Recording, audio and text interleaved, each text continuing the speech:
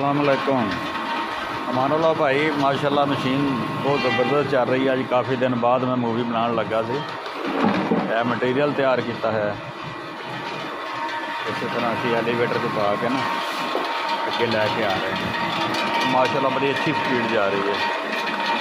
इस तो अगे हम जो असी बना लाँगे ना तुहानू मैं टाइम दसागा किन्ने टाइम से कितना निकलिया। बहुत ज़बरदस्त बॉडी बन रही है।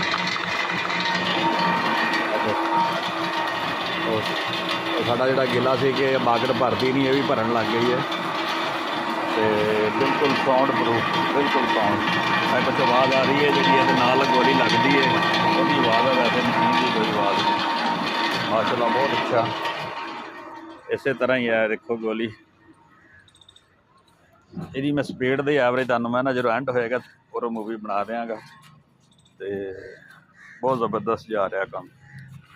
काफ़ी दिन हो गया सी ते मैं मूवी नहीं बनाई सी। ये दसना सी कि अच्छा जा रही, अच्छी मशीन चल रही है माशाल्लाह। ओके जी, अल्लाह तुहानू खुश रखे जी।